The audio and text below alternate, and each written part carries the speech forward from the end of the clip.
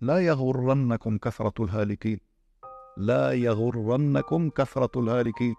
هلا إذا شفنا الناس بالمئات بالآلاف واقفين على صخرة الروشة عم ينتحروا، نعمل مثلهم؟ لو كانوا آلاف، لو كانوا عشرات آلاف، لو كانوا مئات آلاف. لا، ليس العبرة بالكثرة. ليس العبرة بالكثرة، العبرة بإصابة الحق. لا يغرنك كثرة الهالكين. الله سبحانه وتعالى خلق النار وخلق الجنة، خلق الجنة وخلق لها أهلها، وخلق النار يعني جهنم وخلق لها ملؤها. فلا تغتروا بكثرة الهالكين. أكثر الناس هالكون، أكثر الناس هالكين.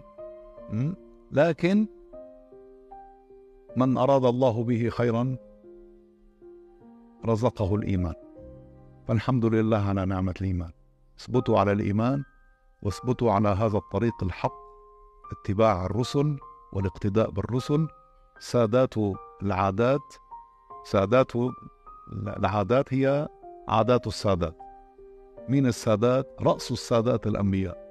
رأس السادات هم الأنبياء، فعادات السادات هي سادات العادات. لا تتبعوا عادات الفساق، لا تقتدوا بالفجار، لا تقتدوا بأراذل الناس وسفلة الناس، بل انظروا إلى سادات الناس. سادات الناس الأنبياء الذين اصطفاهم الله تعالى، اصطفاهم بالخلق الكريم، اصطفاهم بالعادات والأخلاق الحسنة والصفات الرضية الكريمة. هؤلاء الذين يقتدى بهم، لا يقتدى بأراذل الناس وسفلة الناس وسخافات الناس وقبائح الناس، إنما تنظر إلى الأعالي، تنظر إلى الأعالي من الناس. مين هن السادات؟